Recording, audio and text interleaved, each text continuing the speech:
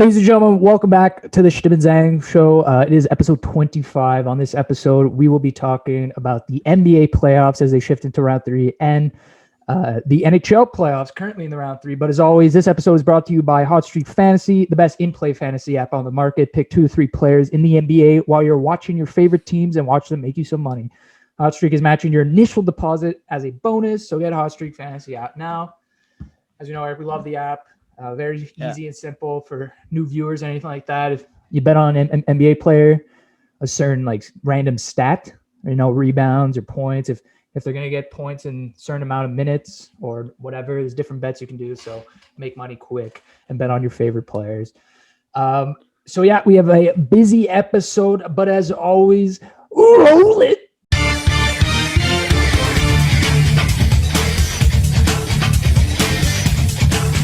Welcome back to the Chtib Zhang show, episode 25. Eric, it is another week, an episode filled with NBA and NHL, as we are going to talk about the third round of both respective leagues. So, Eric, by the way, for those wondering, we haven't talked about the playoff fantasy pool that we had, that you're in, Eric, and I'm in, and you're not doing so well. But good news on my part. Your boy's number one. He's holding on number one right now. So things are looking good. You got the 6 Tampa boys just killing it right now. And hopefully it's smooth sailing into the Stanley Cup Finals. But let's stop talking about hockey and jump into the NBA, Eric, where we have 4 teams left. 4 teams. That's all that remains.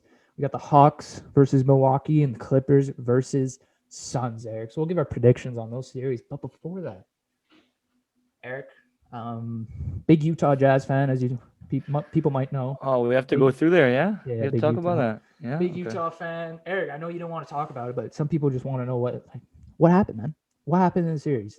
No Kawhi, just Paul George. Whoa. Don't watch the games. Kawhi played a couple games, okay? Played a couple games. We beat them when Kawhi played, by the way. Yeah. But what was the record when he left? Wasn't it tied? I think it was 2-2. Yeah, 2-2, and then he got injured. So then people were kind of like, well, it's over for the Clippers, right? Kawhi's their best player. So Utah's got this in the bag. But what was the series? They lost in 6, 7? Game 6, yeah. Yeah, game 6, Eric. They lose 2 in a row. What happened? Donovan we Mitchell, we lost 4 in a row. Oh, yeah, you lost 4. Yeah, it's true. You went up 2-0. You lost 4 in a row, Eric. So obviously you lost 2 in a row. Then Kawhi comes back. Or Kawhi leaves. He's injured. Didn't seem like it really sparked the Jazz. What happened?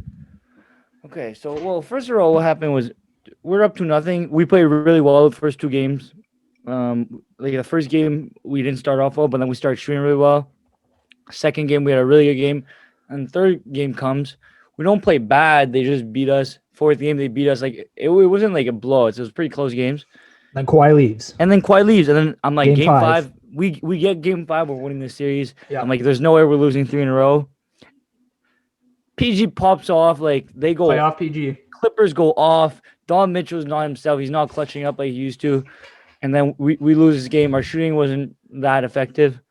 And then I'm like, okay, we need game 6 is ours. It's going to game 7. Back to Utah. We're winning. Game 6, we have a 25-point lead. I was like, okay, we're good. We're set. We're going to game 7. We blow it. We get beaten by like 10. Game's over. PG goes off. Reggie Jackson goes off. I don't even know what the fuck happened. I was so depressed. You don't want to. Oh my. So this is a few years now in a row.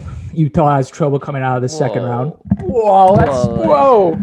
That's not an overstatement. Well, this is the first year that we were like. Don't forget, we were still underdogs. Like most people, I think, had Clippers winning, so we're still underdogs. Mm-hmm. And this was the first season that we're actually like really like contenders, and had odds to win the whole thing. This was the first year, so obviously second round's tough. But Clippers are a really good team, and we should have won, to be honest. But we choked. Yeah. Well, I did say earlier in the episode when Utah was first seed, they were going to face who they faced first round? Memphis. Yeah, they faced Memphis, and then you said we're winning it. Whatever. I said, watch out for the second round. Because Utah has trouble in the second round, and there's a track record going on right now with them. Not really. We just like we played last year. So many, last year we lost in the first round. The first round. We lost to Houston a couple of times. We lost to Golden State. The second round. It doesn't really. So it begs the question: Donovan Mitchell, Rudy Gobert, good duo. Defensive player of the year, right? And Rudy Gobert and Donovan Mitchell, the Spider. Those two all-stars. However, Eric, they lose Kawhi, and those two aren't able to get it done. So is there something missing to this starting lineup? Do the Utah Jazz need a third star to win pretty much? Because it seems like if they can't beat playoff Paul George and the Clippers, how are they going to do next year when they have to face, I don't know, the Lakers if they bounce back, Golden State if they bounce back, you know? To be honest, this team needs something, no? Not really, because if don't forget, Mike Conley only played one game the entire series. He only came for game 6, and we had a 25-point lead. I don't know what happened there, but Mike Conley is our third best. He's our third All-Star, man. So Yeah. Rudy Gobert, he had a tough. I mean, this guy's not really a playoff performer. No, well, he is. He just had it's just because there's highlights against him, so it makes him look bad. But to be honest, I just don't think this guy pops. You know, he's a center. anytime I know that he's defensively, but yeah. Yeah, well, anytime he's on, our team played well, except game 6 and game 5. Like, we didn't play that well. But our team, we can win the championship with this team alone. We have every single thing needed to. All we need to do is get past. But you don't understand. Don Mitchell is. Yes, I know Donovan Mitchell, but Rudy Gobert is a superstar. He's great defensively. Don't get me wrong; he's one of the best defenders in the league. But superstar as a center, I'm classifying as he's the third best center. Paint, but he's unanimous third best center in the league. Playoffs, it's like you rely so much on Donovan in the playoffs, and it's like Rudy can't win. Like, he's not built to carry a team. You know, he's not. Well, that's why he's not the best player. So yeah, he's not the best player for sure. But if Donovan's not clicking, they're not going to rely on Rudy. Well, that's the problem. Look, I'm telling you, our team's deep enough. We lost. Okay, it doesn't matter on to next season, but our team is good enough. I don't think we need too many changes. We just have to re-sign Mike Conley. Rudy Gobert is Mike Conley. If he plays like how he did in the regular season, we'll be fine. Even in the playoffs, he played really well. I don't know. Donovan Mitchell. We have Jordan Clarkson, who's really good. Royce O'Neal, Joe Ingles. Like, we don't really getting younger. We have Boyan Bogdan. Like, we don't have to change anything, man. I'm telling you, next year we're winning the whole. Bro, just trust. Okay, well, listen. I know you're a fan, but I haven't seen the Utah Instagram page like I normally like to do. Is go to Instagram fan bases, see what the fans think. I don't know what the Utah fans are saying right now because I'm pretty sure, Eric. I don't know how you're like, oh, we lost on the next one. You guys lost 4 in a row in a playoff series. That's bad. That should aggravate fans. Like, change, change is needed. No one's pissed. No one's pissed. We knew we didn't have Mike Conley. We knew, but still, you can beat Paul George and the Clippers. No, we should have won. We should have won, yes. And that's the problem. That's the should have is fine. The problem. It's fine. Bro, this is your Montreal. You're a Montreal, bro. You're overreacting, bro. I'm not even stressed. I was sad. I'm not even stressing. Like, I'm good for next year. Jazz fans are ready for next year. Like, we're not pissed against. We know our team tried. Like, we'll we don't have to change any pieces. We're ready to go. Like, I'm going with the squad. I will see next year. I don't buy it. That's what I don't buy the Utah Jazz. They're pretenders in my opinion when it comes to the playoff time. They're not contenders. They're the first seed and they lost 4 in a row. So obviously first seeds don't do that. Well, that happens a lot. That happens more than you think. A lot of first seeds actually sure. First seed doesn't, but 4 in a row, they don't I mean, when's the last time my first seed got swept? A long time ago, Cool. We didn't get swept. No, I know you didn't get. You got reverse swept. Don't forget, this happened to Milwaukee. Yes, it did happen. Was that the year Miami came back? Was no, against Raptors. Oh, they were up 2-0. Yes, and Raptors came back, and yeah, exactly. They won 4 in a row. Milwaukee was one of the best teams in the league at that point. So, I don't know. But Toronto was a better team. Toronto was way better than the Utah Jazz. That team, yes. Pascal Siakam was on fire. Oh. You got Kawhi Leonard, Kyle Lowry, Fred VanVleet. That team was way better. Way more scores. They were bigger on the board. They had Gasol, Serge Ibaka. They were a better team. But yes, they were better than the Utah Jazz. No, for sure. We just had a bad. No, I'm telling you, if we had Conley the entire season, this would have been easy peasy. Yeah. If I don't know what happened, shit happens. We got unlucky, but if we had that game 6, we were gonna trust. If we had that game 6, we would have won. I'm glad you're taking it nicely because there's definitely Utah fans out there freaking out. Oh yeah, Eric. You don't know the Utah actual fans that live in Utah. They're probably pissed as fuck. I follow a couple of Utah accounts. People are proud of our team. We're pretty pissed, but it's just obviously, I think I'm the only Utah fan You know in what that reminds Montreal. me of? The Winnipeg Jets. No, don't No, I'm not saying that. I'm just don't saying compare. proud. No, I'm just saying Jets no, fans. Like Jets fans will no, not hate on their Manitoba team. That's the no, smallest never. hockey market. They're not going to hate on them. They're going to be like, we love the boys. They're from Manitoba. We don't. We're not even close to the Jets. I'm not saying you're the Jets. I'm saying the fan base. Like I went on Winnipeg's Instagram. I was like, better luck next year, boys. Like the defense. Like they knew that they were not winning the cup. Maybe didn't think they were going to get swept, but like they were, optimistic next year. We're more like the Colorado Avalanche. That's what we are. No, we're the Colorado maybe. Avalanche. You guys do no, but I don't know. I don't think Utah's ever going to get another first seed. Like next year and the year after, because Golden State. I'm telling you, Golden State next year, fully healthy, is winning the West. Golden State's coming out of the West. Anyway, though, there's your little. Why are we even talking about this series, yo? Let's talk about another series. That's what I'm moving on to. Okay. So, Eric, you get mad because we're talking about your team that lost, that got reverse swept. You got to own up. You got to tell the people what happened. They want to know your input. No, they don't. I don't want to know. Moving on to the third round.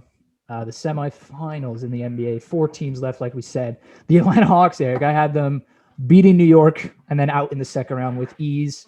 But they surprised Philly. Ben Simmons, god-awful in that series. Didn't do anything to help his team. Got 5 points in Game 7. Couldn't shoot a 3.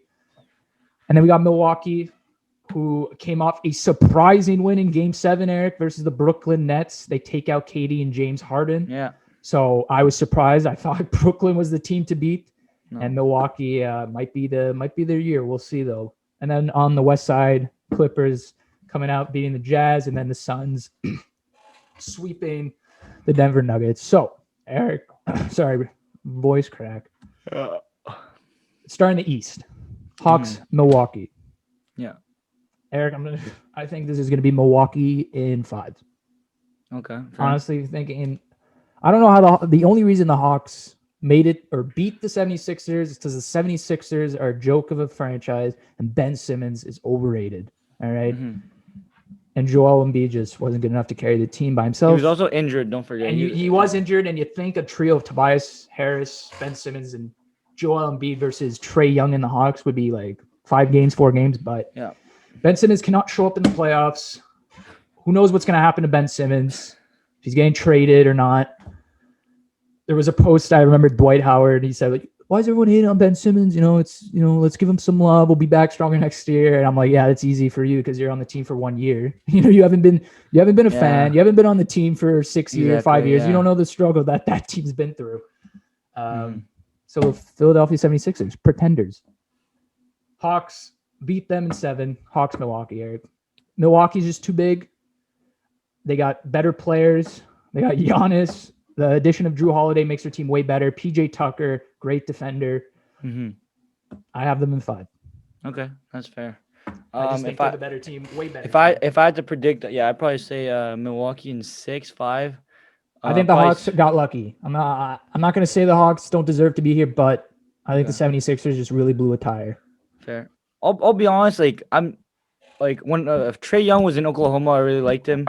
And then after when he came to the league, I was like, I didn't like the way he was playing. He doesn't play defense. He takes really he's not that efficient. Yep. He's really small, and I was like, I don't know if he's gonna be like a super.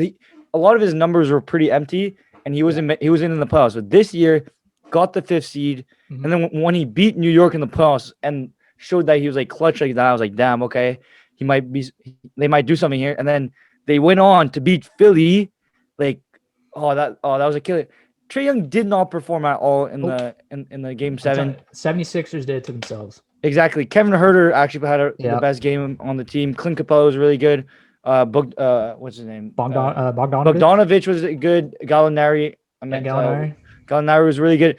And you still gotta give credit to Atlanta because they played really well. A lot of people didn't have them winning, but mostly it's Philly that lost this series. Mostly. Yeah. The only thing with Philly is if Ben Simmons if Trae Young is under the basket and Ben Simmons literally running at him, you can't pass, just go for the dunk. You're right there. Ben Simmons literally shot 4 shots in the Game 7, 3 shots. You can't, you can't have 5 points in a Game 7 and be a superstar. You won't win like that. He's not a superstar. Exactly. He's not. I was watching the game for the Sixers Atlanta Game 7. No one could shoot threes on Philly except Seth Curry. No one else. They're down 6 and they needed a 3. Everyone knew the ball was going to Seth Curry. Joel Embiid, he can shoot, but not really. Like if you needed a 3, like what about? I didn't watch the game. Why did it not go to Harris? Because the thing with Harris is always he went for the layup, like he was missing but he couldn't make a layup at the end. Like Tobias Harris is a really good player, but this guy couldn't make a layup. Like so I was like, oh, the ball's going to Seth Curry, but it's just they're not good. Ben Simmons, okay, he can play defense, right? You can play defense, but he did shut down Trae Young, but to be you can't just have what's the point of having only a defender? Like at that point, go get PG, like go get like Andre, like. He's getting paid to be like a point guard that can score, like get easy buckets. Like go get your buckets. You're 6'10", and like you're like not true. He should be an incredible defender against point guards, but he's exactly. He's kind of subpar. Exactly, but like he's got to score you have to score the ball. Like if you want to be a superstar, you have to score the ball. You have to show up. And right? Doc Rivers didn't call him out, but.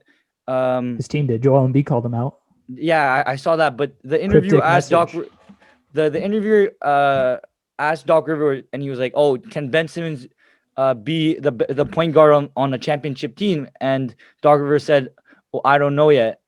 Like he said, "I know." And also Embiid called him out. Embiid was like, "Oh, we missed." Yeah. If you're under the basket you don't pass that. Like go for the bucket. And the thing with Philly, they're pretty good the defensive team, right? They have Thibault, who's a really good defender, but he can't really score either. Ben Simmons is a really good defender, but can't score. Like, so you only have 3 players that can score: Tobias Harris, Seth Curry, and Joel Embiid. Embiid was injured. Like when he gets the ball, it's mostly ISO. Seth Curry is only a spot-up shooter, and Tobias Harris will go in, and if he's not getting his buckets, they're not doing well. So, I feel like we're talking too much about Philly. I feel let's move on. Like all we got to say is, listen, fuck Philly, figure it out. I mean, yeah, for sure. Ben Simmons, you're 6'10", okay, and you move like a point guard, and you can defend, but you can't score. Exactly. Yeah. You can't be 6'10", and sure you're 6'10".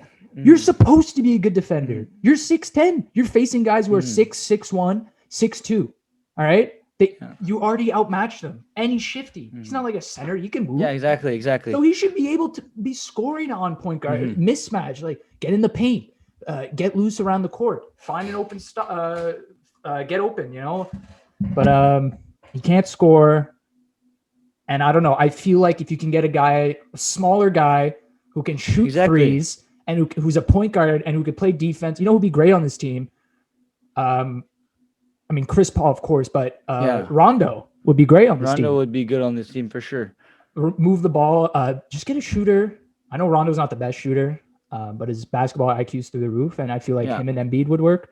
But if you can get a guy who could shoot threes and dish it to Embiid, like that's all you need. Embiid's a superstar in this league. Exactly. He's one of the best centers. Embiid as a center, he has the most. Yeah, he has the most. He can take over a game. You don't need to separate. You don't need to move the ball so Harris, Simmons, and Embiid all get equal touches, right? It should be Embiid's your superstar, feed him the ball, and then you got a reliable point guard who can shoot threes when they're open and dish and whatever, who can score. Yeah. Because if Ben Simmons can't score, Tobias Harris having bad games, Joel Embiid can't do everything. He can't shoot. He's a center. And the only thing with the thing with this team too is, can't forget, this is the trusted process team. This team intentionally tanked to get top picks. Yeah. And they got Joel Embiid, Ben Simmons. They also got like bad players like Jahlil Okafor, Nerlens Noel. So this, like, you don't trust, like, you never like to see a team tank for top picks and then get them, right? No one likes to see that team like get rewarded. Like you as a sports team, like you don't want to tank, and they intentionally tanked. Yeah. So, and it's just something about the franchise. Like Philly, they have a pretty good winning culture, but it's just something about like Ben Simmons. Like they talk a lot too. Ben Simmons and Joel Embiid talk a lot, and I don't think Ben Simmons has the right mentality to lead a franchise, and he just and he's playing in Philly. He's playing in Philly. So those fans, like, it's not the Utah fans. You know? Exactly, they have bright lights for sure there. Like they want to win. They're a big franchise, and when your star point guard doesn't show up, I don't know what they're gonna do. I cannot see them saying we are going into another year with these three and we're gonna add role players or whatever, try and make it work. It's not that. It's not the role players. You can fill as many role players. You're still gonna lose if Ben Simmons is playing like that, which is happened before consistently in the playoffs. Anyway, Hawks Milwaukee. I like the Hawks. I like Clint Capella. I think he's gonna be defending Giannis maybe. Yeah, but Giannis is good. Their team is just too built. PJ Tucker can shut people down. We have to talk about our Milwaukee team a bit more because that team is they're well built to be able to beat the Nets, and obviously James Harden didn't perform. That's because they shut him down. I'll say this: if Milwaukee had Drew Holiday against the Raptors in 2019, Milwaukee would have won that series. Oh yeah, for sure. Drew Holiday is the big. This guy is so underrated. I'm telling you, such a good defender. He can score in the clutch. But the only thing that's scary about Milwaukee that it's because Giannis is a superstar for 45 minutes of the game. In the last 3 minutes, you defend Giannis, he's not going to score. He's more of a fast break player. He won't get it done in the clutch because he can't shoot. So you can just clog the paint on him. That's why they give it to Chris Middleton, Drew Holiday. So that's the only issue with that. But that doesn't matter because Giannis is getting 35 easy buckets for you super consistently, playing great defense, getting rebounds. So it doesn't really matter, right? And they're getting it done, right? So if you can build pieces around that, they're able to beat the Nets. Yeah, obviously the Nets they didn't have Kyrie though, but still. But you bring up a good point. Let's look at the Nets, right? What's the Nets' biggest advantage? Their perimeter shooting, right? Mm-hmm. Trae Young, Gallinari could shoot threes. I mean, Milwaukee has seen this before, and you try and beat them down low, you're gonna have Brook Lopez, Giannis there, and the Hawks are a tall team. They got tall players. They got good, strong players, but Milwaukee has the size, the shooting, the IQ, the defense. They're a well-built team this year, Milwaukee. Yeah. I watched a bunch of the Atlanta's games. Atlanta, even against New York, some of these games, they wouldn't be able to people couldn't make shots. It'd go 2 minutes and no team would make a shot. I couldn't they're not even Atlanta couldn't even that's not gonna go around with Milwaukee. Milwaukee will be on you the whole game. You have to that's why I think it's probably gonna go 5 or 6 games. And I wouldn't be surprised if Milwaukee swept them. Yeah. But I'm still giving a chance to Atlanta though. I love this team. 5. So yeah. Milwaukee 5 for me. I feel like we should praise Kevin Durant had a great series. It was this close. From ending Milwaukee season. Bro, this guy was at one shoe size smaller. And Milwaukee's out. We're talking about Kevin Durant in the Nets. Exactly. But that's basketball. Exactly. It's basketball. And this does not diminish Kevin Durant's career because he showed that I don't know. I don't know. To team up with Harden and Kyrie and lose. Yeah, no, but Kyrie didn't play. Kyrie didn't play, but you and James Harden, you should win. James Harden wasn't doing anything, and that's it. And that's Kevin Durant that's basketball karma. I know, but Kevin Durant was showing up in the clutch. This guy dropped 49 points in a game 5. Game 5 is when it's tied 2-2. That's one of the most important games. And then in game 7 drops 48 and comes a clutch. Come on. Kevin Durant is one of maybe the second best player in the NBA, and maybe fighting for first soon. Right? Exactly, fair. But the difference between him and LeBron is look at what LeBron has done. Look at the teams he has carried to the finals. I know. On the Cavs. Twice, Eric. He lost one with them and won one with them. Twice he carried a shit Cavs team to the finals as a rookie or his second year or something. No, 2007. He was young. He was third year still. Third year. Okay, so third year. And then Cavs in 2015, 2016, 3-1 comeback. Yeah, that was crazy. And that is greatness. That is great. Kevin Durant. Listen, you look at his career, he blew a 3-1 lead against Golden State. Him and Russell Westbrook. He decides to go to Golden State. Team up with the superstars. He wins a ring, sure. Two rings. He won MVP, but then again, you kind of got to go with an asterisk. Yeah, fair. And then this year, he teams up again in Brooklyn, gets Kyrie. They trade for James Harden, and then I know Kyrie's out. Kyrie's a big player. He's one of the best point guards, shifty point guards in the league. But for Kevin Durant and James Harden, and you get Blake Griffin, you get all these guys. You have fucking LaMarcus Aldridge at one point. Yeah, but at one point you're like, this is karma. This is what you deserve. Fair. And I think they deserved it. Milwaukee was just They And I came feel out like and they wanted it more. yeah, in a lot of years, Milwaukee. That's what happened in Milwaukee. They got Milwaukee was supposed to make it far like last 3 seasons, and they didn't make it as far as they wanted. And this year, they made the trade for Drew Holiday. Like like Giannis was They tired wanted, of losing. yeah. Like they wanted a bit more. So I'm happy for Milwaukee. I really don't mind Milwaukee going because I think Milwaukee's probably gonna win it. I would rather see Milwaukee than the Hawks for sure. Fair, I want to yeah. see Giannis in the finals. Exactly. And I think the addition of PJ Tucker, what he did, I mean, Kevin Durant still fucking cooked him, right? But that's Kevin Durant. We know PJ Tucker's a good defender in this league, right? So whoever they decide to put him on, Giannis is a good defender. Brook Lopez is a good defender. So the size and the scoring, they just have the better players 5-on-5. And their bench is, I think, better. Would you agree? Fair. Their bench? How is their bench? Well, Atlanta's bench is pretty good. I don't know Milwaukee's bench, but it doesn't matter. It doesn't matter. Yeah, but Atlanta's DeAndre Hunter's injured right now, but they actually have a really both teams are pretty good. It's gonna be I feel like Milwaukee they play how yeah. I Milwaukee think 5. You got Milwaukee in 5 or 6. 5, 6. I don't know. Yeah, probably 6. 6. Lock it in 6. Milwaukee 6. So let's go to the Clippers Suns, Eric. Suns come off an impressive sweep with the Denver Nuggets. Clippers, as we said, win 4 in a row. They made it in.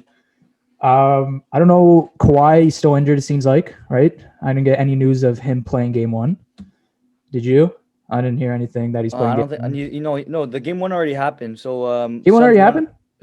Game 1 already happened. Sorry. Suns won by like 20. Devin Booker got 40 points. Yeah. Yeah. So Suns won by 20. So it's 1-0. Yeah. Suns Clippers.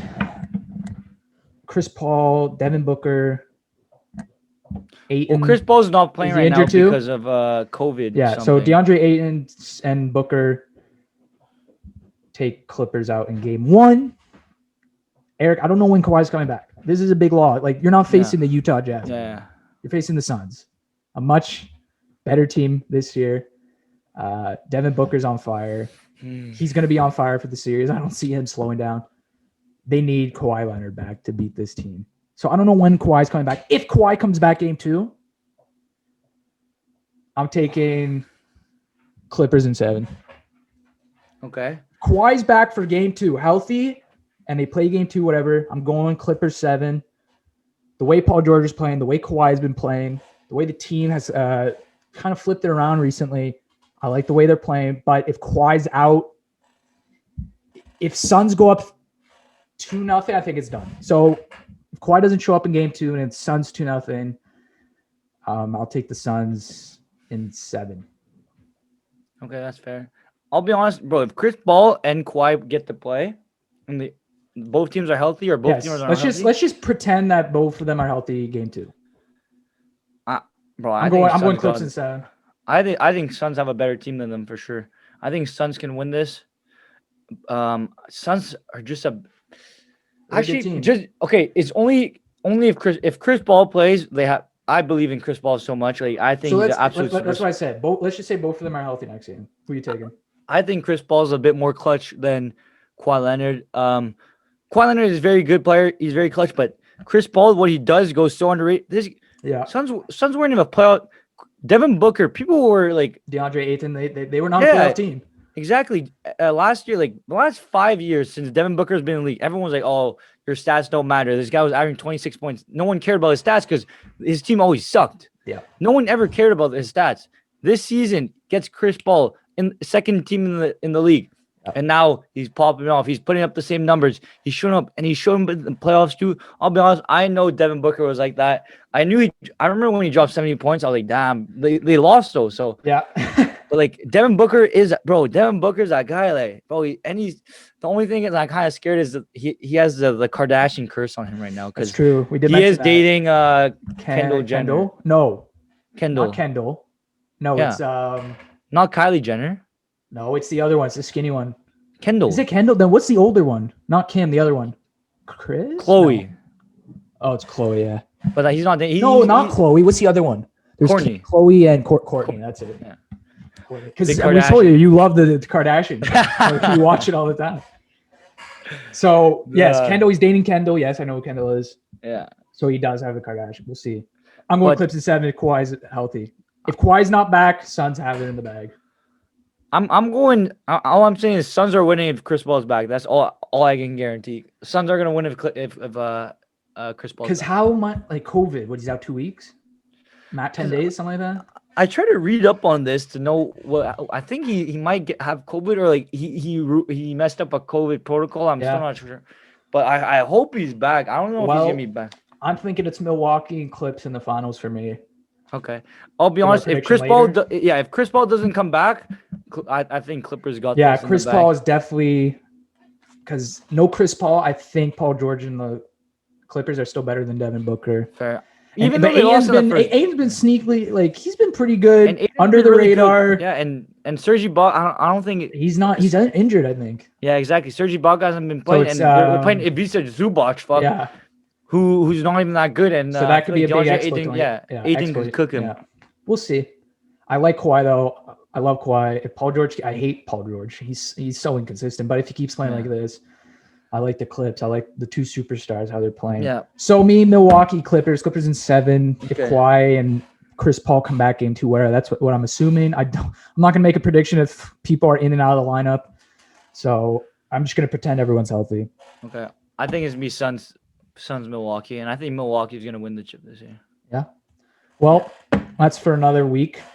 Let's move on into the NHL, Eric, where Montreal and Vegas are tied somehow, Eric, 2-2. Yeah.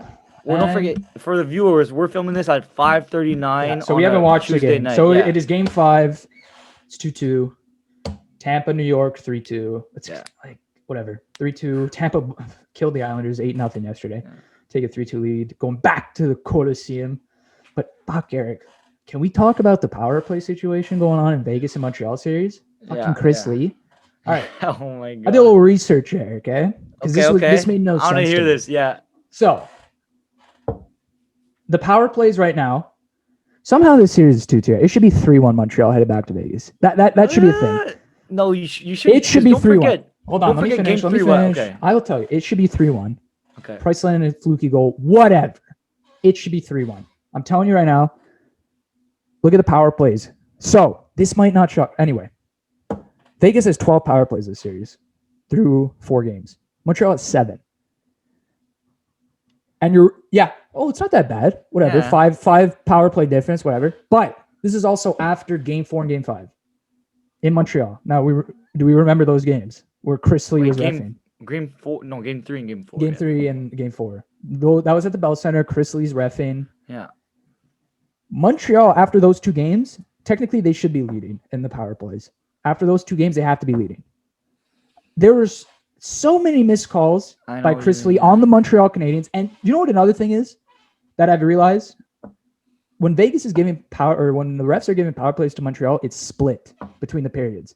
They always get their power plays with the dying, like the last minute in the period. They get a power play and it's split. So that way the league goes, oh, well, at least we gave them one, but it's split. People, if you don't understand what split means, is like, let's say you get a power play with a minute left in the second. Yeah. It's gonna split over into the third. Yeah, I remember, that totally ruins a power play. I remember that, yeah. You might say like, oh, well, no, you still get the power play. No, that ruins a power play. A split power play ruins it. Okay? Let me tell you, the statistics of the Montreal Canadiens scoring off split power plays, probably nothing. Probably super low. So that's kind of fucked up. So anyway, after Suzuki's getting punched in the face by McNabb, and people are getting bored and stuff. Oh, yeah, it is somehow 12-7 leading Vegas after game 3 and game 4 in Montreal. Now, more stats. Here we go. Chris Lee, Eric. He's played he's reffed the Montreal Canadiens a few times. Chris Lee, when he's reffing the Montreal Canadiens, the Habs penalty minutes, 13.37 penalty minutes. So whatever that, do the math. What is that? Yeah. 6 power plays, something like 6 something. Without, when the Montreal Canadiens, when it's a different ref, 11.81. That is a plus 13.18 increase, Eric. Plus 13. Hold on. This is now Chris Lee, rest of the NHL. When Chris Lee's reffing other games, right? Not the Montreal Canadiens. When he's reffing other games, right? So when Lee's reffing these games, penalty minutes, 12.157.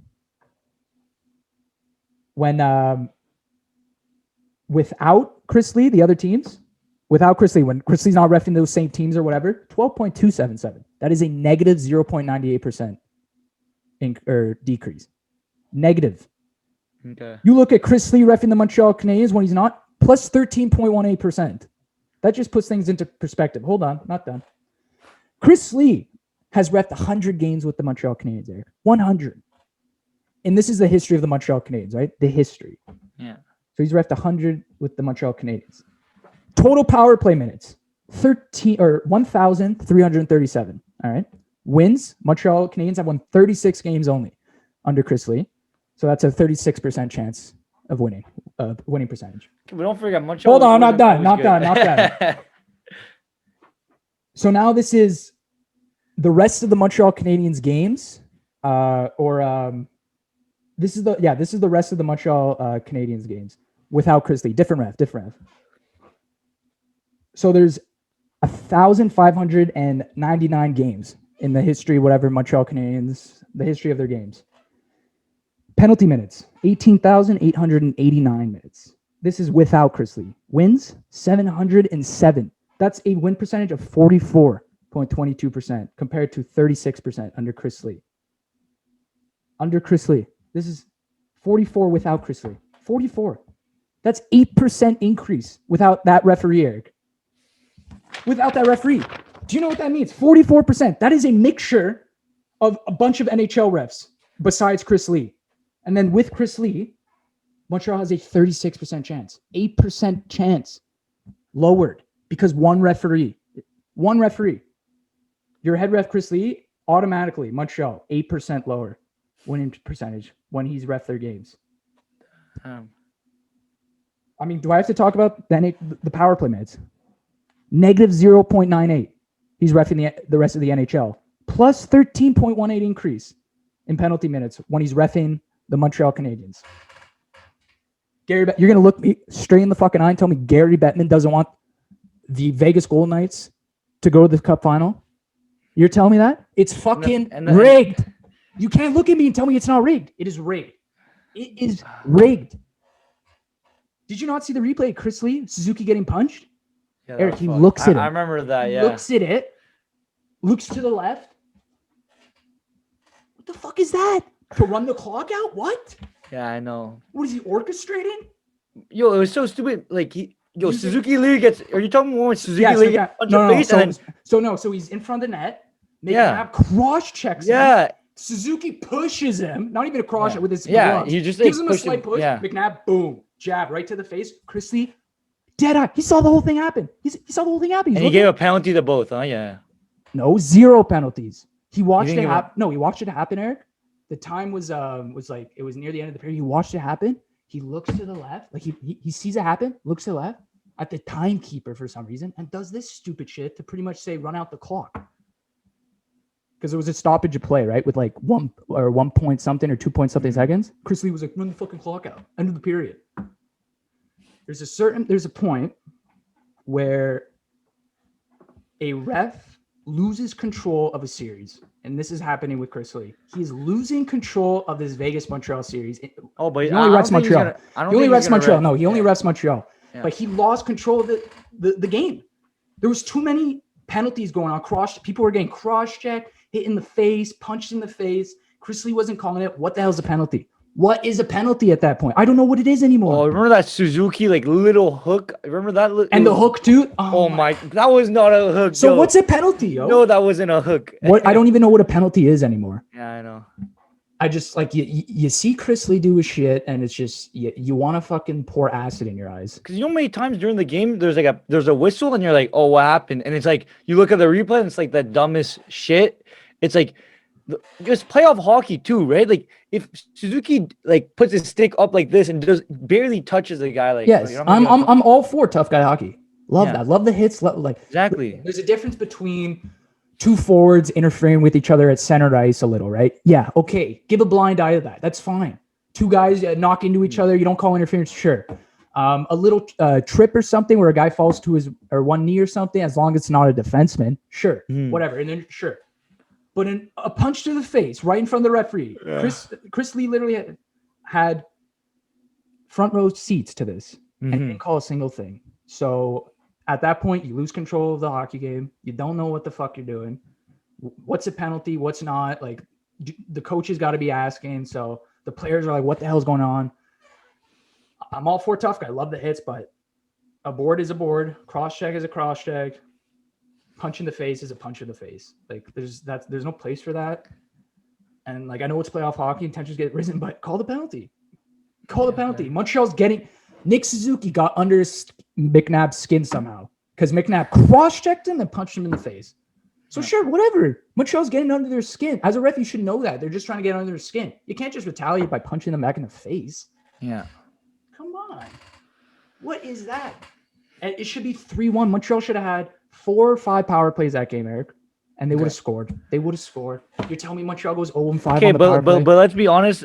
The hockey gods were nice to Montreal in that game 3 with Fleury. You know, hockey gods were nice. Oh, you want to talk about Green? Oh, you want to talk about the Fleury goal? Yeah, and guess what happened in OT, Eric? Corey Perry slashed to the fucking face. No call. Oh yeah, bro. You saw that cut the next day. Imagine if Vegas scored. Imagine if Vegas scored in OT. Montreal would have been on fire. Streets would have been on fire. I know. Chris Lee. They would have been asking for Chris Lee's head on a pitchfork in Montreal, okay? Imagine in the NFL if this shit happened in the NFL, Eric. This ref would have had death threats. Death threats. They would have guys looking for where this guy lives. The NFL, you don't have this shit. You make a fucked up call, you're done. You're not reffing another playoff game or another Super Bowl game if you mess up. You know why, Eric? Because you know what? It all comes down to the money. People bet on NFL games, and if you're gonna have a referee who's gonna lose control of the game and not make the right calls and put those bettors' money at jeopardy, the NFL's not gonna have that. The NFL wants people to bet on their team. What is the NHL doing, man? Mm-hmm. You think this gives a clear picture?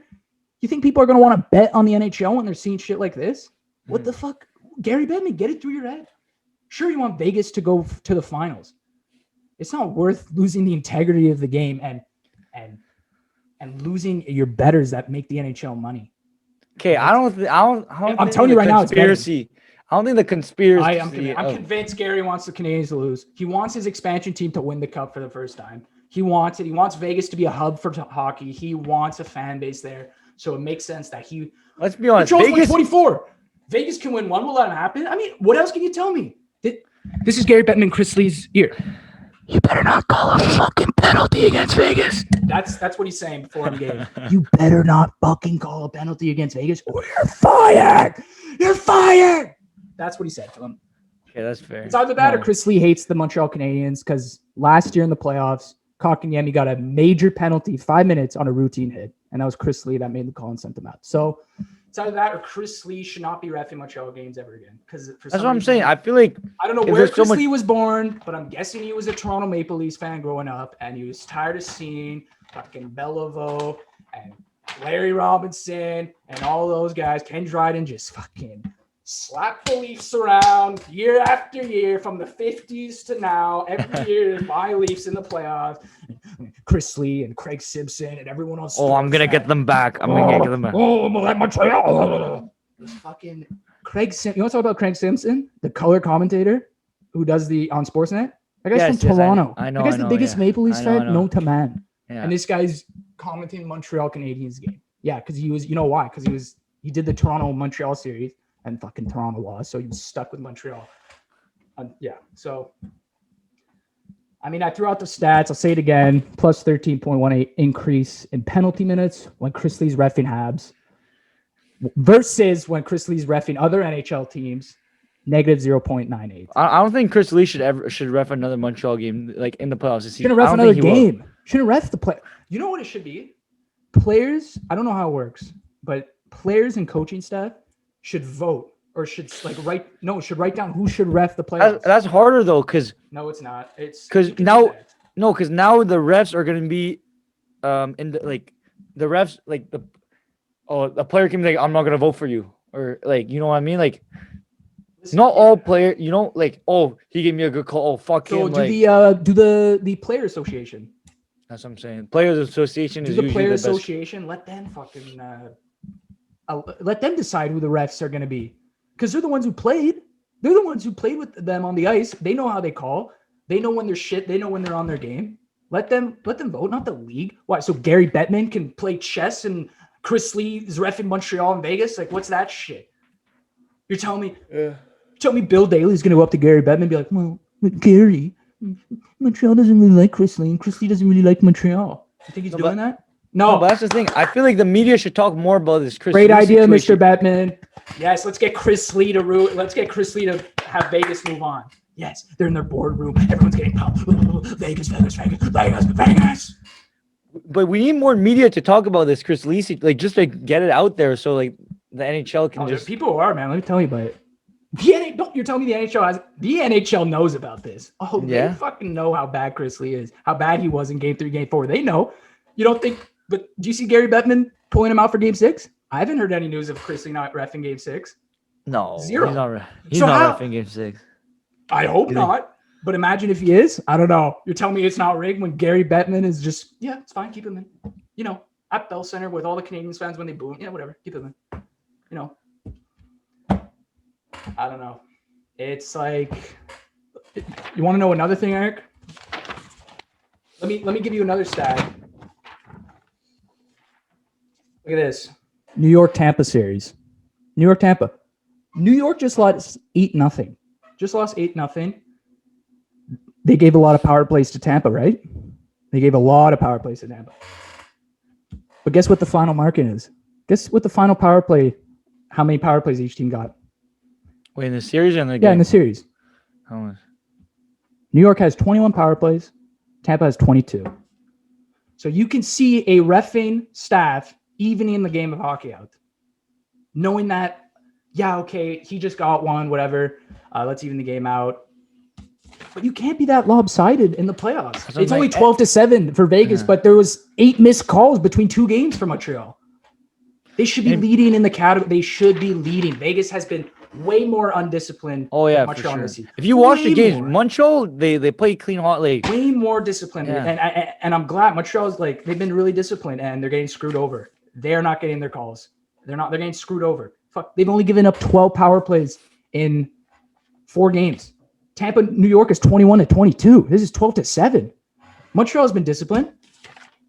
Yeah, sure, Vegas should have 12 power plays, you know, even though some of them, maybe 1 or 2 they got, you know, as a freebie. But Montreal should not have 7. Montreal should have 15, 16.